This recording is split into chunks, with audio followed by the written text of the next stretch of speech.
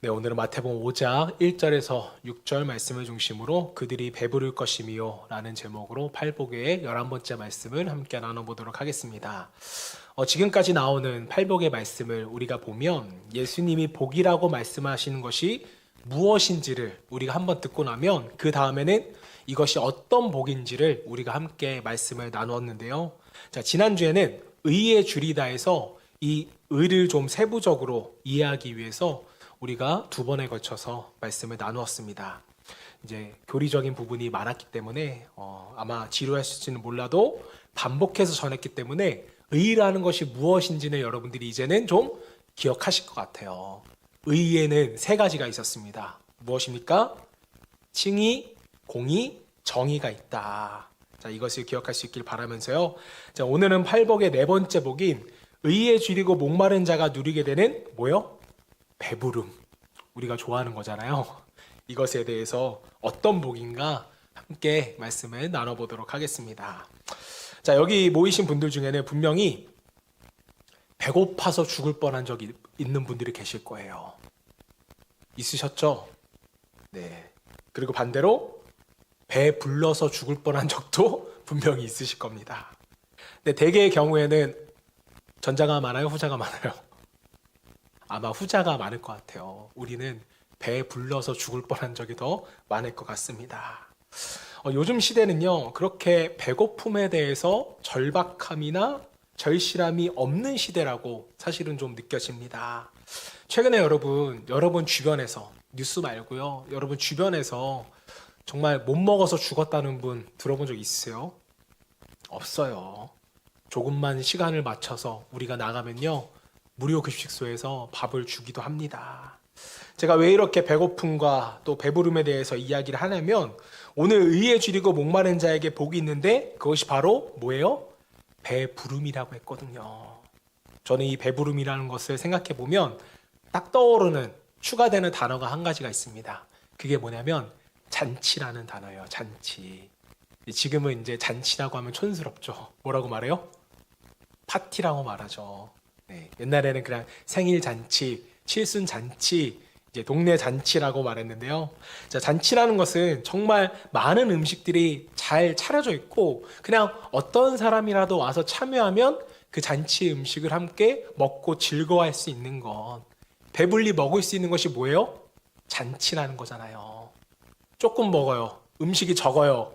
그럼 그걸 우리가 잔치라고 말했어요? 아니잖아요.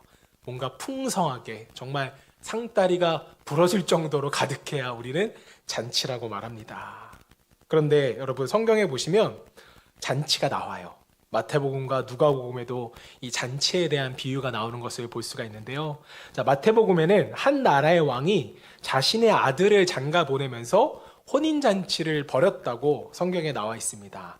자, 누가복음에는 그냥 잔치가 벌어졌다고 나오는데요. 그런데 이게 둘 다 같은 잔치예요. 저는 이제 누가복음을 좀 말씀드리고 싶은데요. 자, 누가복음 14장 16절 말씀을 보겠습니다. 이르시되 어떤 사람이 큰 잔치를 베풀고 많은 사람을 청하였더니 이게 마태복음으로 보면 왕의 잔치라는 거죠. 17절 잔치할 시각에 그 청하였던 자들에게 종을 보내어 이르되 오소서 모든 것이 준비되었나이다 하매. 자, 이것을 보면 왕이 이미 결혼잔치를 위해서 청첩장을 돌리고 결혼식 당일날이 되니까 또 종을 보내서 사람들을 초대하라고 참석하라고 요청을 하는 것입니다. 자, 그런데 18절 말씀을 보면 이 초대에 대해서 사람들이 놀라운 반응을 보여요.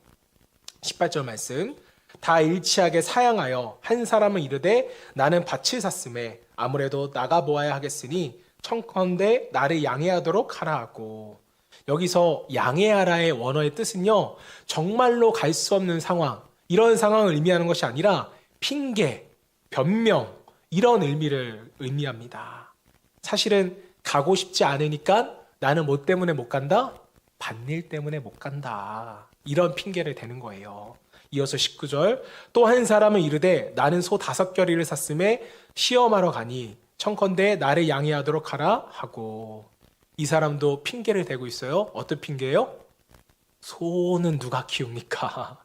이 핑계를 대고 있는 거죠. 20절 말씀. 또 한 사람은 이르되 나는 장가를 들었으니 그러므로 가지 못하겠노라 하는지라. 지금 사람들이 다 변명하고 있습니다. 왜 이렇게까지 변명만 하고 안 가려고 하는 걸까요? 왜 그랬을까요? 이 사람들은요, 왕의 잔치가 얼마나 중요한지 그 의미를 모르기 때문에 가지를 않았다는 것입니다. 이 사람들은 단순히 잔치를 뭐 정도로 생각했어요? 밥 한 끼 얻어먹을 수 있는 그런 걸로 생각했는지도 모르겠어요. 밭 있죠, 소 있죠, 결혼할 형편이 되죠. 이런 사람들이 밥 한 끼를 못 먹어서 그거 얻어먹으려고 여러분들 잔치에 갈까요? 아니죠. 여러분도 마찬가지실 거예요. 결혼식에 왜 가세요? 축하하려고 가는 거잖아요. 여기서 결혼식에 밥 한 끼 배부르게 먹으려고 가시는 분들은 아마 저밖에 없을 것 같습니다. 성경에 나오는 이 사람들은 굳이 잔치를 찾을 만큼 배고프지가 않는 거예요. 이제 이 큰 잔치를 벌여놓은 왕은 이 잔치를 의미 있게 생각할 사람들을 찾아 나서게 됩니다. 그게 21절에 나와요. 종이 돌아와 주인에게 그대로 고하니 이에 집 주인이 노하여 그 종에게 이르되 빨리 시내의 거리와 골목으로 나가서 가난한 자들과 몸 불편한 자들과 맹인들과 저는 자들을 데려오라 하니라. 지금 왕이 다시금 데리고 오라고 하는 사람의 특징이 뭐예요? 가난해요. 소경이에요. 몸에 불편함이 있습니다. 뭔가 물질을 얻고 싶어도 그럴 만한 능력이 없는 사람들을 데리고 오라는 거죠. 왜 이 사람들은 집에 있지 않고 거리에 나와서 골목에 있었던 것일까요? 배고픔에 먹을 것을 구하려고 거리로 나온 사람들입니다. 바로 그들에게 종이 나와서 이렇게 말하는 거예요. 지금 큰 잔치가 열렸는데 누구나 오랍니다. 어서 다 오십시오. 여러분, 이게 이 말씀을 듣고 돈 없고 몸 불편하고 맹인이고 이런 사람들이 다 어떻게 했을까요? 한 걸음의 잔치에 달려갔겠죠. 단숨에 달려가 잔치에 참여해서 그 왕의 잔치에 벌여진 풍요로움과 풍족함을 누렸다는 그런 이야기입니다. 사랑하는 여러분, 이 비유의 영적인 비유가 도대체 뭘까요? 이 왕의 잔치는요, 하나님이 구원으로 초청하는 구원 잔치였다는 것입니다. 여러분, 인간에게 있어서 가장 중요한 것이 뭘까요? 여러분은 가장 중요한 걸 하나만 고르시라면 뭐 고르시겠어요? 또 그 한 가지가 없어서 혹시 부족함을 느끼며 살아가고 있지는 않으십니까? 그 부족함이 밭인가요? 소인가요? 결혼이라는 내가 의지하는 사람인가요? 물론 이 모든 것이 우리에게 필요하죠. 중요합니다. 자, 그러나 그 모든 것들이 인간에게 있어서 뭐보다는 중요하지 않아요? 구원보다는 중요하지 않더라는 거죠. 우리가 이걸 놓치면 안 된다라는 것입니다.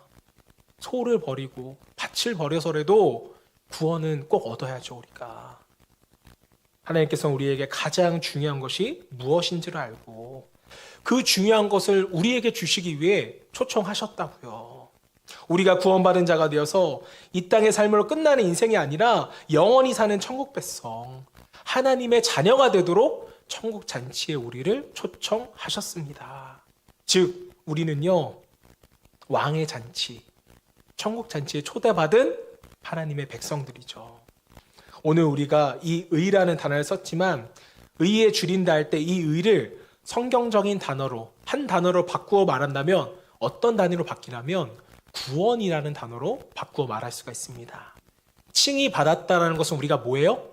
구원받았다라는 거거든요. 고린도후서 5장 21절 말씀.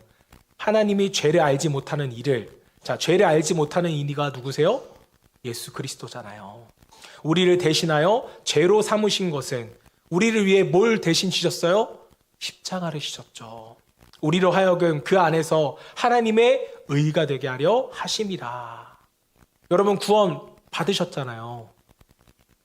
아멘이십니까? 예수를 믿고 구원받음으로써 얻은 혜택이 무엇인가? 그것은 우리의 힘으로는, 우리의 공로로는 얻을 수 없는 우리가 뭘 받았어요? 하나님께만 있는 그 의로움을 우리가 전가받았잖아요. 즉, 구원의 의미는 우리가 의로워지는 것에 있었다는 것입니다. 이 의라는 단어는요, 앞전에서도 여러 번 말씀을 드렸지만 하나님과의 관계가 올바로 서다는 의미를 가지고 있어요. 단순히 착하다, 바르다 라는 의미가 아니라고 말씀을 드렸습니다.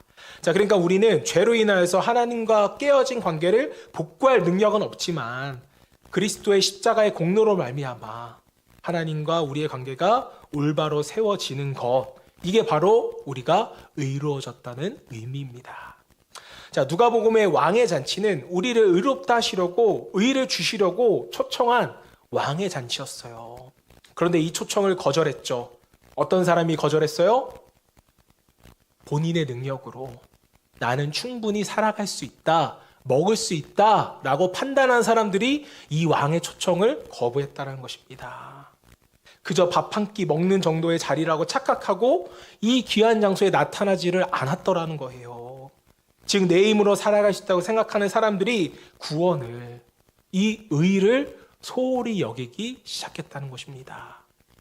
고린도전서 1장 26절 말씀, 형제들아 너희를 부르심을 보라.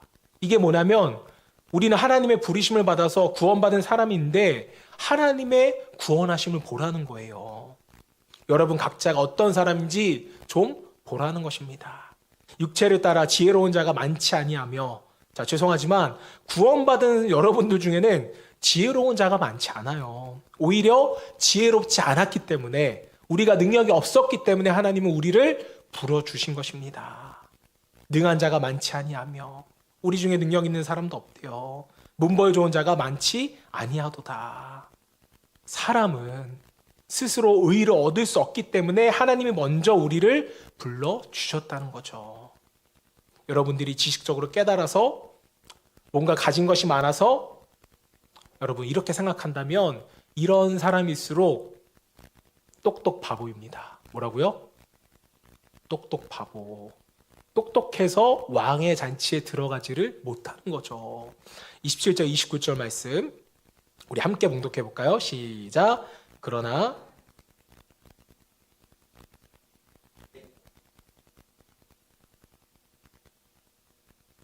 강한 것들을 부끄럽게 하시려고 하시며 하나님께서 세상의 천한 것들과 멸시받는 것들과 없는 것들을 택하사 있는 것들을 폐하려 하시나니 이는 아무 육체도 하나님 앞에서 자랑하지 못하게 하려 하심이라.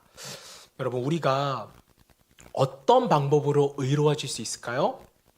우리가 어떤 방법으로 왕의 잔치에 들어갈 수가 있습니까? 하나님이 초청하지 않으면 불가능하다는 거예요. 예수님은 분명 우리에게 의에 주려 한다고 말씀하셨습니다. 자, 그렇다면 우리가 이 의로서 배불러져야 할 텐데 어디서 그 배부름을 누릴 수 있냐고요. 바로 왕의 잔치가 아니면 우리의 의는 배불러질 수가 없는 것입니다. 오직 왕의 잔치에만 들어가야 배불러질 수 있다고요. 마태복음 6장 33절도 똑같은 맥락의 말씀입니다. 제가 정말 여러 번 설명드리는 말씀이지만 여러분이 이 말씀을 오해하지 않았으면 좋겠어요. 그런즉 너희는 먼저 그의 나라와 그의 의를 구하라. 그리하면 이 모든 것을 너희에게 더하시리라. 자, 이 말씀을 우리가 매번 볼 때마다 무슨 의미인지 잘 모릅니다. 자, 그래서 이 말씀의 정확한 의미를 깨달으려면 그 앞절 구절 말씀을 보면 돼요. 31절 말씀. 그러므로 염려하여 이르기를 무엇을 먹을까, 무엇을 마실까, 무엇을 입을까 하지 말라. 말씀을 보면 염려, 걱정 이런 거 하지 말래요. 32절. 이는 다 이방인들이 구하는 것이라. 너희 하늘 아버지께서 이 모든 것이 너희에게 있어야 할 줄을 아시느니라. 자, 여러분 31절 32절에서 예수님이 뭐라고 우리에게 말씀하시는 거냐면 염려하지 마. 너 소 없어? 밭 없어? 인맥 없어? 무엇을 먹을지 무엇을 마실지 모르겠어? 두려워? 이거 염려하지 마. 이것은 이방인들, 하늘 아버지가 없는 자들이나 뭐 하는 거다? 걱정하는 거야. 너희는 하늘 아버지가 있잖아. 그러면서 33절을 말하는 거예요. 그런즉 너희의 필요를 아시고 입고 먹고 마실 것, 밭과 소와 결혼 하나님께서 다 책임져 주실 것이니 그런즉 너희는 이런 것에 관심 두지 말고 신경 쓰지 말고 더 중요한 것, 더 그것에 집중해라 라는 말씀입니다. 그것이 무엇이에요? 그런즉 너희 삶에 있어서 가장 중요한 것, 하나님의 나라와 하나님의 의를 구하는 것. 아까 의를 한 단어로 바꾸면 뭐로 바꿀 수 있다고 했죠? 구원이라고 했잖아요. 너는 세상 나라가 아닌 하나님의 나라의 삶의 방식과 구원에 집중하라는 것입니다. 이 땅의 삶이 아니라 하나님의 나라와 구원. 여러분, 하나님의 나라가 뭔가요? 단순히 정의하면 하나님이 통치하시는 나라가 하나님의 나라입니다. 다시 말하면 이 땅의 방식이 아니라 하나님의 방식대로 통치가 이루어지는 것이죠. 예를 들을게요. 원수를 사랑하라? 이 땅의 법칙인가요? 아니잖아요. 원수에게는 뭘 갚아줘야 돼요? 원수를 갚아줘야죠, 당연히. 미워해야죠. 복수해야죠. 하지만 하나님 나라의 법칙은 원수를 사랑하라는 것입니다. 자, 그러면 하나님 나라를 구한다는 것은 뭐예요? 원수를 사랑하는 하나님 나라의 법칙에 순종하는 삶이라는 거죠. 이게 하나님이 통치하시는 하나님 나라의 백성들의 삶인 것입니다. 자, 그럼 하나님의 의를 구한다는 것은 또 뭘까요? 하나님으로부터 의롭다함을 받았지만 여전히 우리는 의로운 삶을 살아가요, 못 살아가요? 못 살아가잖아요. 이것에 대한 갈증과 갈망, 의롭게 살기 위해서 우리가 몸부림쳐보는 것, 이것이 바로 하나님 나라와 의를 구한다는 의미인 것입니다. 자, 그래서 사실 구하라 라는 것은요, 원어적으로 보면 기도하라는 그런 뜻이 아니에요. 여러분이 소를 구하고 밭을 구하고 구함으로써 기도 제목에 응답한다 이런 뜻이 아니라, 여기서 구한다는 뜻은요, 헤매어 찾다, 갈망하다, 열심히 찾는다 이런 뜻입니다. 하나님의 뜻이 어디 있지? 하나님 나라의 방식은 도대체 무엇이지? 어떻게 하면 내가 좀 하나님의 뜻에 순종할 수 있지? 내가 이신칭의로 의롭다함을 받았지만 어떻게 하면 내가 의로운 사람으로 살아갈 것인가? 여기에 대한 갈증과 갈망과 목마름이 있는 사람, 그 사람이 바로 하나님의 나라와 의를 구하는 사람인 것입니다. 자, 그래서 하나님은 너희가 이 영적인 것을 구하기만 하면 내가 모든 것을 더하시리라. 무엇을 입을지, 무엇을 마실지 염려하지 말라는 거예요. 다 염려하지 말래요. 오늘 본문도 의에 줄이고 목마른 자는 배부를 것이며, 여러분, 의에 줄이고 목마른 자가 되기 위해서는 우리가 우선적으로 세상에 대한 관심을 좀 끊으실 필요가 있습니다. 하나님께서 주시고자 하는 배부름은요, 세상적인 배부름이 아니거든요. 지금까지 팔복을 우리가 나눴지만 4가지 복 중에 어떻게 좀 세상적인 복은 하나라도 있었나요? 없었잖아요. 기도하면 밭이 생겨서 배불러지고, 기도하면 소가 나와서 기뻐지고, 기도하면 나를 도울 사람이 생겨서 거기에 만족감을 느끼는 이런 수준의 배부름이 아니라 영적인 배부름. 이것이 오늘 우리가 가져야 하는, 축복으로 생각해야 하는 진정한 영적인 축복인 줄로 믿습니다. 환난 속에서도 우리가 기뻐할 수 있고, 고난과 역경 속에서도 위로를 받을 수 있고, 때론 세상적으로는 우리가 부족할 수는 있지만 가진 것으로 우리가 자족할 수 있고, 또 성령의 열매를 맺어지는 것으로 기뻐할 수 있는 삶, 이것이 바로 영적인 삶이죠. 영적인 배부름인 것입니다. 자, 그래서 로마서는 이렇게 말해요. 로마서 14장 17절, 하나님의 나라는 먹는 것과 마시는 것이 아니요 오직 성령 안에 있는 의와 평강과 희락이라.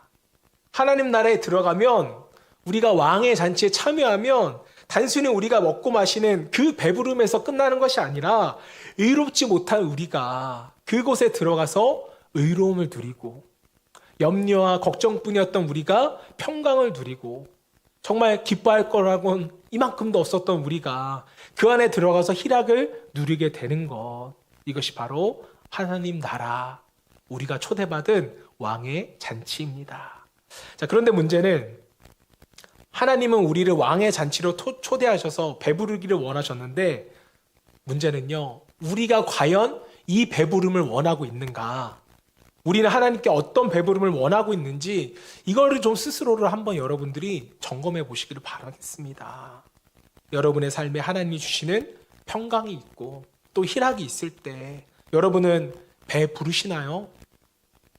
이것이 여러분의 만족이 되시냐고요. 이게 우리들의 문제라는 거죠. 자, 그래서 팔복은요, 우리가 세상 것들로부터 채워지는 만족, 그것들로부터 영적인 만족으로 우리의 시각을 변화시켜 주는 것입니다. 그래서 팔복을 대하면 힘들어요. 왜요? 우리의 육적인 눈이 영적으로 변화되어야 되니까. 여러분, 제가 저희 딸을 데리고 수족관에 들어간 적이 있습니다. 간 적이 있어요. 근데 수족관 가보셨어요? 비싸요. 근데 제가 맨날 책으로만 이게 물고기야, 이게 상어야 라고 말하기가 민망해서 제가 한 번은 데려간 적이 있습니다. 그런데 동화책에서 보던 예쁜 물고기가 이 수족관, 작은 수족관 안에 들어가 있는데 제 허리춤에 있는 거예요. 어른들 눈에는 보이지만 아이 눈에는 너무 높아서 보이지가 않는 것입니다. 자, 그래서 이게 물고기, 동화 속에 나오는 그 물고기에 했더니 아이가 아빠 안 보여 이러는 거예요. 그 아빠는 어떻게 해야 돼요? 그래 안 보여? 그래 우리 다음 거 보러 가자. 이렇게 말하는 게 아빠예요? 아니죠. 아이를 끌어안고 올려주거나 목마를 태워주는 게 바로 아빠잖아요.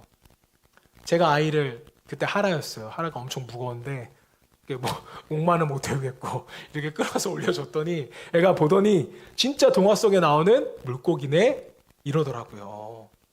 그러면서 막 좋아하는 것입니다.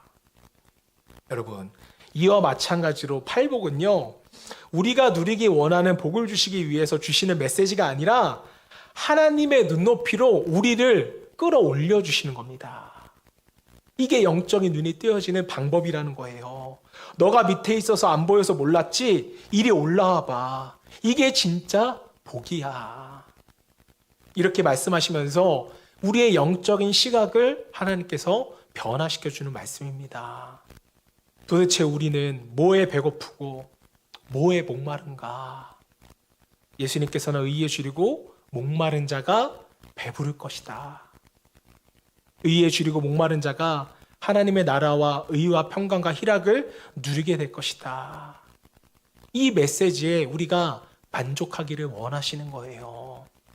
제가 이 말씀을 준비하면서 20살 때쯤에 신학교에 처음 들어가서 친구들하고 함께 나눴던 이야기가 기억이 나더라고요. 그게 뭐였냐면 친구들끼리 모여가지고 야, 너는 나중에 몇 명 목회하고 싶냐? 이런 얘기를 친구들하고 했던 것 같아요. 목사도 아니었는데 벌써 그때부터 친구들하고 그런 이야기를 했던 것 같습니다. 같은 신학과 친구들이 이야기하는 거예요. 야, 나는 300명, 500명, 1000명, 10,000명인 친구도 있었습니다. 근데 이야기가 흘러서 어떤 논제가 되었냐면 교인이 많으면 훌륭한 목사고 능력 있는 목사지만 교인이 적은 목사는 능력이 없고 실패한 목사다라는 논제까지 흘러가게 되었습니다. 자, 그리고 얼마 전에 제가 공부했던 학교 목사님들을 만났을 때는 이런 또 이야기를 하게 됐어요. 뭐냐면 나중에 원로 목사님이 안 되고 교회에서 연금처럼 목회자를 섬겨주지 않으면 집도 없고 아무것도 없는 목회자의 노년이 너무 비참하다. 이런 이야기를 제가 또 듣고 왔습니다. 자, 그리고 나서 제가 오늘 이 말씀을 준비하면서 다시 한 번 더 제가 이 말씀을 묵상해 보니까 제가 앞으로도 목회를 하는 중에 교인들이 몇 명 되지 않는다고 해서 나중에 원로 목사가 안 돼서 아무런 처우가 없어도 여러분, 저는 처음부터 잃을 게 없는 사람이었습니다.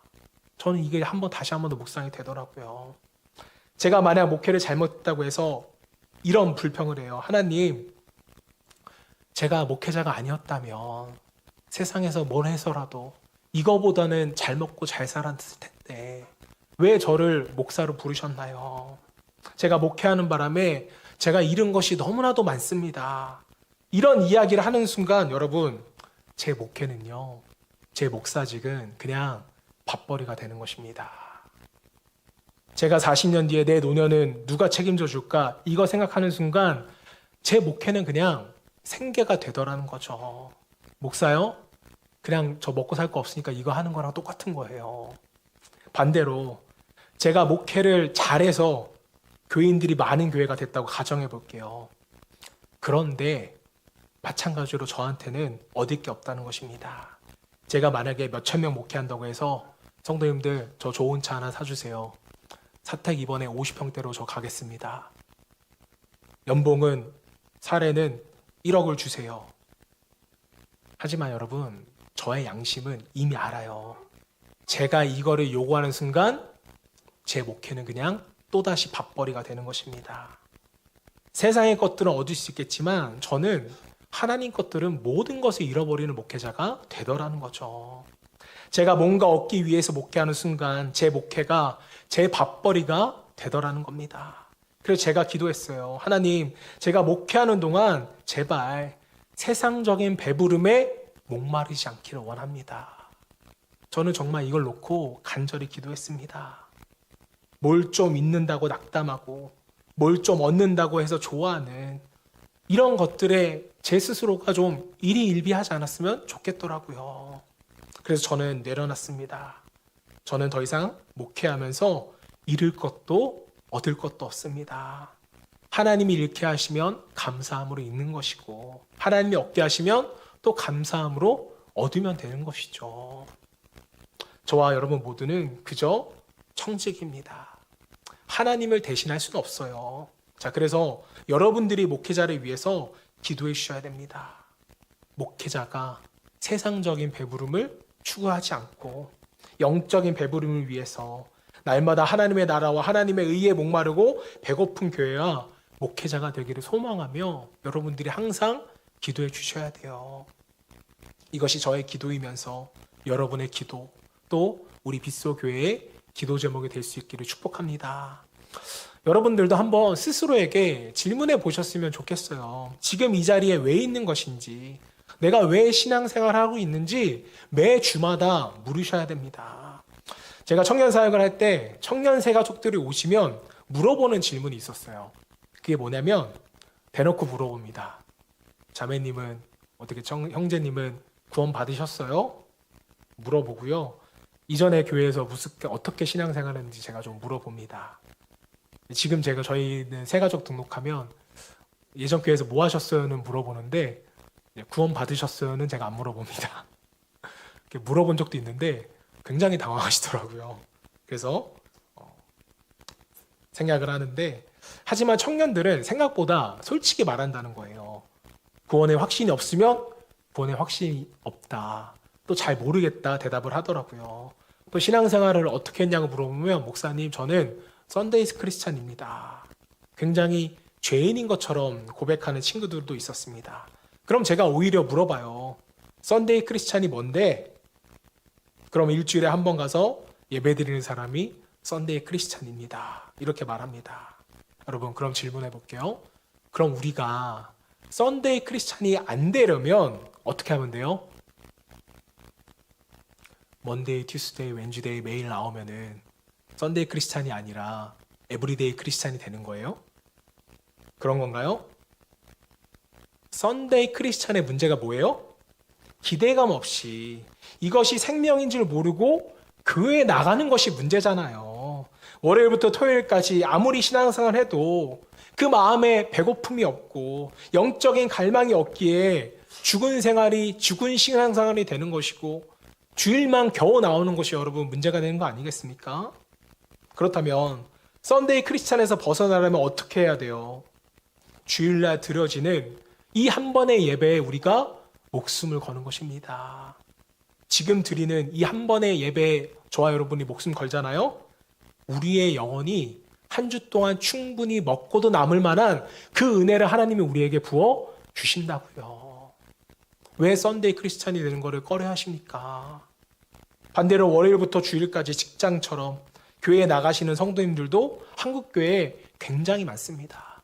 목사님보다 더 오래 계신 분도 있어요. 자, 그런데 이런 분들이 교회 때문에 자녀를 돌보지 못하고 남편을 돌보지 못하고 가정에 소홀한다면 크리스천임을 나타내지 못한다면 이것이 또 썬데이 크리스천과 다를 바는 뭐냐고요. 저는 역설적이지만, 그리고 항상 제가 말씀드렸지만 저희 빛과 소금의 교회가 정말 훌륭한 썬데이 크리스천을 만드는 그런 교회가 됐으면 좋겠습니다. 주일이 한 번의 예배에 최선을 다하고 목숨을 다하고 마음을 다하는 신앙인.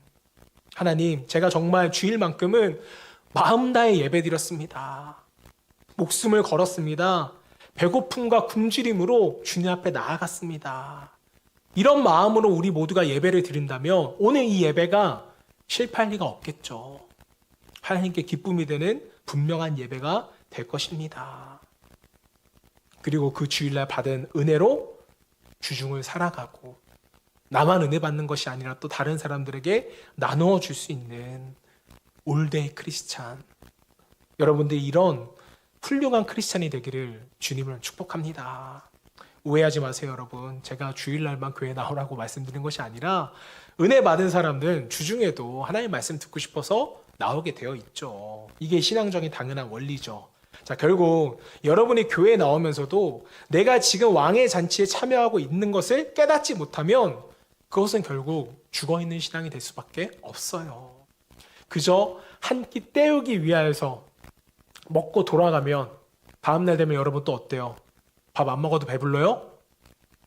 하루 지나면 다음날 돼도 똑같이 배고프잖아요. 이런 의미 없는 신앙생활, 의미 없는 종교생활이 될 뿐이라는 겁니다. 결국 여러분이 교회에 나오면서도 내가 지금 왕의 잔치에서 배부르게 먹고 있는가, 이걸 확인하는 것이 주일 예배의 핵심이 되셔야 돼요. 확인을 하셔야 됩니다. 신앙생활에서 세상적인 배부름을 추구하고 세상적인 유의를 얻으려 하고 이런 것들을 위해서 신앙생활을 하면 하나님께서 원하시는 신앙생활은 결코 우리는 할 수 없습니다. 어린아이가 아래서 보이지도 않는데 물고기 보겠다고 헤매이는 거랑 같은 거예요. 여러분이 올라오셔야 됩니다. 하나님의 시점과 하나님의 눈높이로 여러분의 수준을 끌어올리셔야 보이죠. 하나님의 나라를 보게 될 수 있는 것입니다. 예배는 지금 이 시간은 하나님의 잔치이고 또 하나님의 초청이고 우리가 왕의 잔치에 반응하여서 우리가 나아온 자리거든요. 하나님이 지금 이 자리에 여러분과 함께 하시잖아요. 그런데 우리가 예배에 대해서 크게 착각하고 있는 것이 한 가지가 있다면 예배를 우리가 가진 무엇으로 하나님께 드리는 시간이라고 생각을 한다는 거예요. 여러분이 하나님께 뭘 드릴 수 있습니까? 여러분이 가진 것 중에 하나님께서 뭘 받으셔야 기뻐할까요? 여러분이 뭘 드려야 하나님 나라가 더 풍요로워질까요? 천만의 말씀입니다. 하나님은 이미 여러분의 도움 없이도 완전하시고 풍족하신 분이세요. 예배는요, 정확히 말하면 우리가 배 부르기 위해서 나온 자리입니다.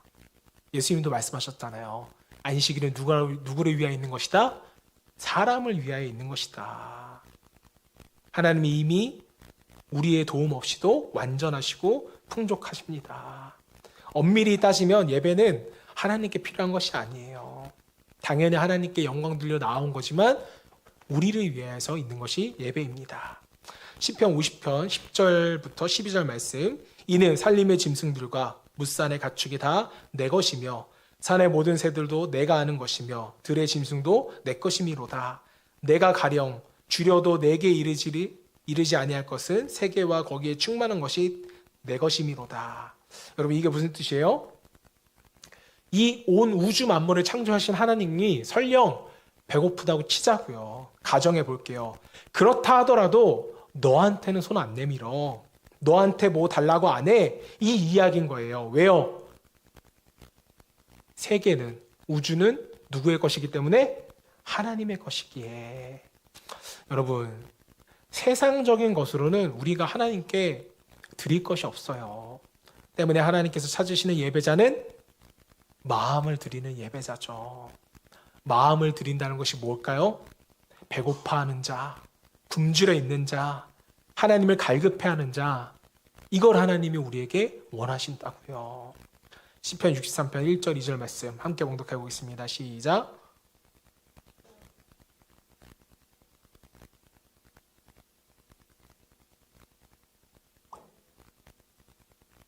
내 육체가 주를 앙모하나이다.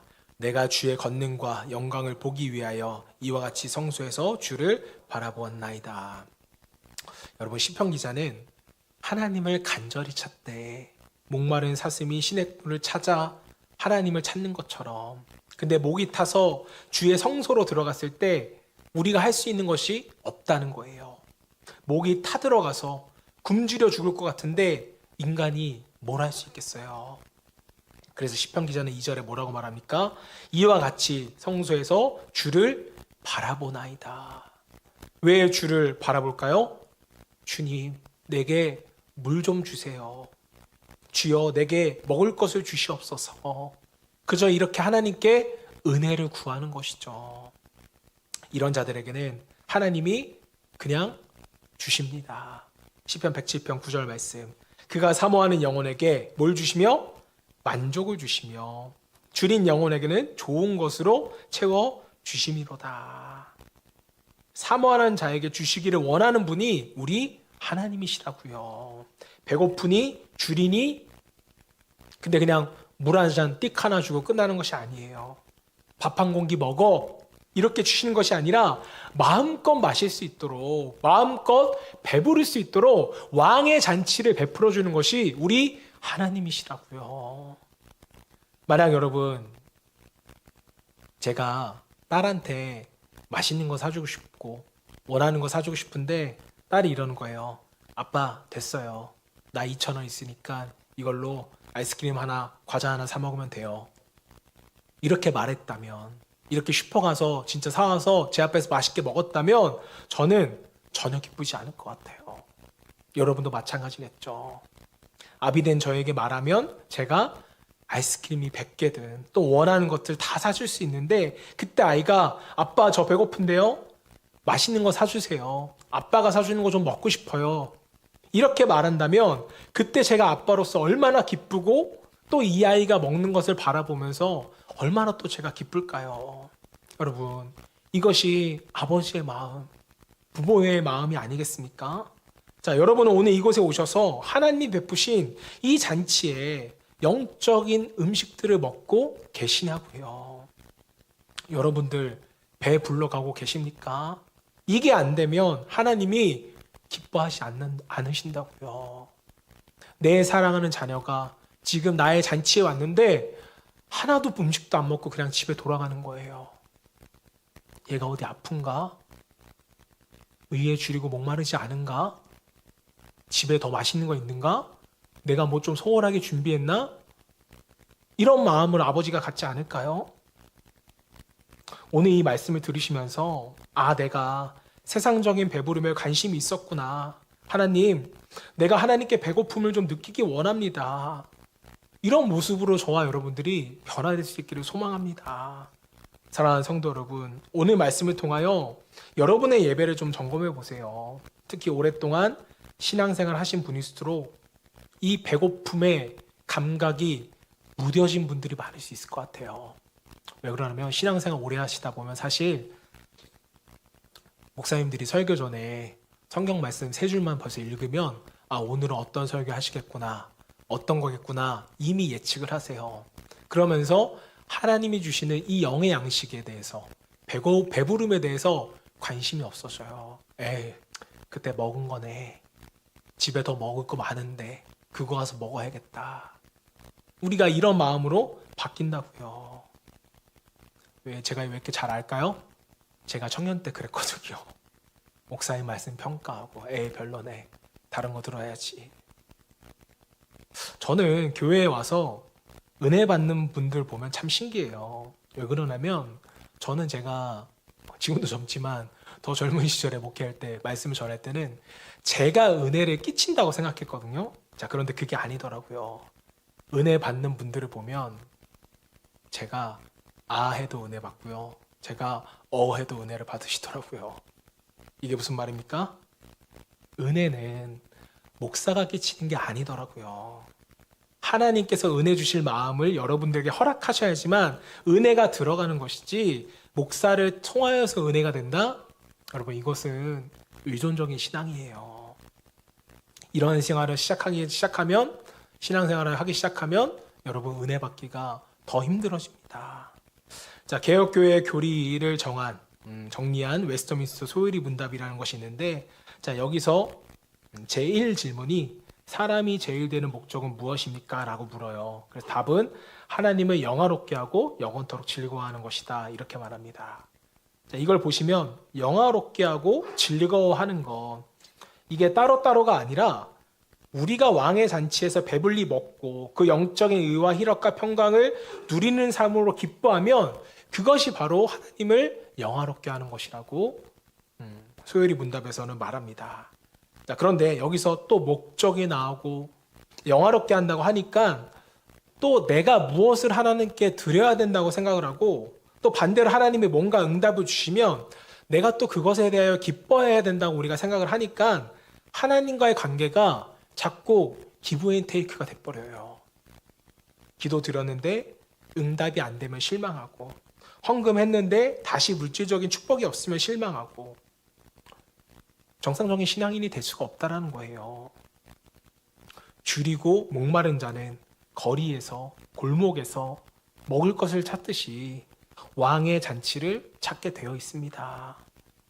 여러분들이 이번 한 주간에도 말씀을 대할 때, 여러분의 가정과 직장에서 기도해야 할 때, 그리고 주일 예배에 다시금 나올 때, 여러분이 들어서는 그 입구를요, 내가 왕의 잔치에 초대해 받아가는구나, 내가 그래서 들어가는구나, 이것이 왕의 잔치구나 라는 생각으로 여러분들이 각자의 삶에 임하셨으면 좋겠습니다. 이렇게 생각하면요, 저는 여러분의 삶의 태도가 달라질 거라고 믿어요. 그 달라진 삶의 태도를 통하여서 하나님이 영화로워지신다고요. 내가 지금은 비록 힘들고 어렵지만 하나님께서 나를 위로하시고 세상이 줄 수 없는 그 평강과 평안을 나에게 주시기 위하여 부르셨구나, 내가 이 자리에 있구나, 이 마음으로 주님의 존전에 여러분이 나아간다면 여러분 은혜 받고 돌아가실 수밖에 없다고 저는 믿습니다.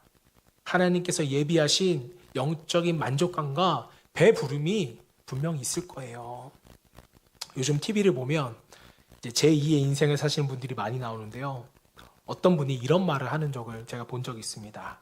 사회적으로는 꽤나 성공하신 분인데 이제 나이가 50대 후반이 되고 자녀들이 이제 자라서 시집장가를 가기도 해서 이제 여유로운 삶을 느끼며 살아가고 있었는데, 그래서 내가 세상에 잘 자리 잡았구나라고 생각을 했는데 더 이상 노력하지 않는 꿈이 없는 나의 모습을 보면서 이분이 이렇게 말씀하셨어요. 내가 세상에 자리 잡은 것이 아니라 세상이 나에게 자리 잡았구나. 이것을 이분이 깨닫게 되셨는데요. 그러면서 이제 제2의 인생을 찾기 위해서 새로운 것을 배우고 열심히 살아가야겠다, 그리고 이것을 실천하는 분을 제가 TV에서 본 적이 있습니다. 자, 그런데 여러분, 이게 우리의 신앙생활과 똑같다라는 걸 여러분 아세요? 이만하면 내가 신앙생활 잘하고 있지, 이만하면 내가 교리에 잘 자리 잡은 것 같지, 한 신앙생활 10년, 20년, 30년 하면요, 이제 내가 교회를 다 알지, 하나님 다 알지, 이런 생각이 우리에게 들어올 수가 있어요. 자, 그러면서 안주함과 신앙의 매너니즘에 빠지게 되는데 그때부터는 신앙의 외형만이 내 안에 자리 잡게 되더라는 것입니다. 배고프지가 않아요. 목마르지가 않아요. 젊었을 때처럼 노력하지 않고 이만하면 됐지, 다 이루었지 라고 생각을 하더라는 것입니다. 이런 상태로 월요일부터 주일까지, 그리고 또 주일날 교회를 나온다 한들 어떻게 하나님의 우리가 기쁨이 될 수 있겠습니까? 단 한 번일지라도 하나님께 공급받는 그 생명을 우리가 소중히 여기겠다는 마음으로 그 영적인 배부름을 갈망하며 나온다면 저는 여러분들에게 분명히 하나님의 은혜와 영적인 충만함이 임하게 되고 또 그걸로 인하여서 하나님이 기뻐하시게 될 줄로 믿습니다. 여러분, 한 가지만 더 말씀드릴게요. 왕의 잔치는 주일날만 이루어지지 않습니다. 여러분의 삶 가운데 매일매일 하나님께서 왕의 잔치를 베풀어 놓으셨어요. 여러분의 집에도 왕의 잔치가 있고요. 여러분의 직장과 일터에도 왕의 잔치는 열어져 있습니다. 그곳에 가셔서 배불러지세요. 이것이 하나님께 우리에게 원하시는 왕의 잔치입니다. 의에 줄이고 목마른 자는 배 부를 것이며, 여기서 배불러지는 것은 의로 배불러지는 것입니다. 여러분 자꾸 다른 거 생각하지 마세요. 돈, 성공, 명예 이런 거 아닙니다. 하나님은 지금 우리들을 들어 올리시기를 원하십니다. 그래서 하나님과 같은 시점에서 영적인 것들을 바라보기를 원하시거든요.